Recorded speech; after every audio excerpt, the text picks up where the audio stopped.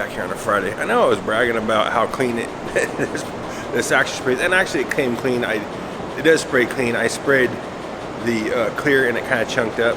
But I've got like about a handful, 5 or 6 little white dots. Unfortunately, I don't know if my camera will pick that up.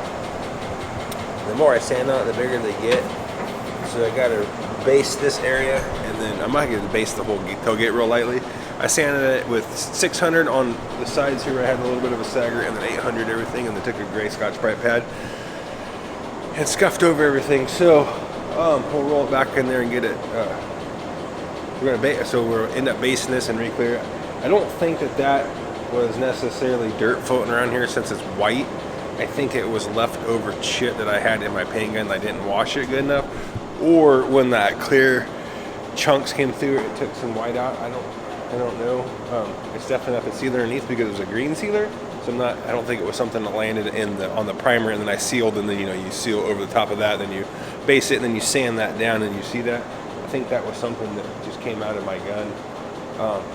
So unfortunately, I got to repaint this. Only saving grace is a lot of times when you sand clear down, you sand it down, get rid of all the orange peel, and then you re-clear it, it lays out a lot. It's a lot of times it'll lay out a lot smoother. So let's hope that's the case.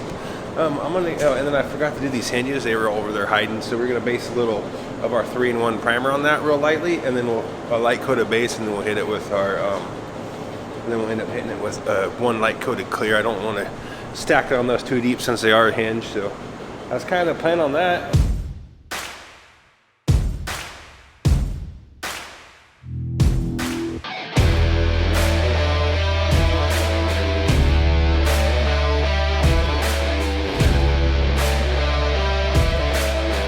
All right, so round 2, we got that thing painted. Got it based. I ended up basing the whole thing and re-clearing it. I didn't push it real hard on this edge. I was hoping it didn't run. I did hammer it kind of deep in here on the Ford to try to get that clear to like flow out. I noticed with that, I noticed with the high solid glazer, it's got a post flow, so you'll spray and it'll look bitchin', or it looks all peely. You'll come back and either the peel will float out, or it'll look all bitchin' and then it'll run. So it does have post flow, but I'm still kind of getting used to how this particular clear sprays. But I got it all cleared. It's kind of tacked off. I actually had the Infotech on it for a way, running up to about 90 to 100 degrees just to let it kick off some more.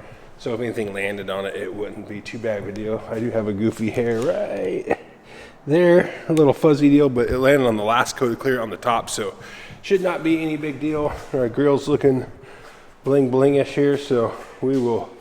Dusty, I had it covered up with a blanket and it left a bunch of little black hairs everywhere, but that's gonna be good for the Bronco. Next step will be polishing.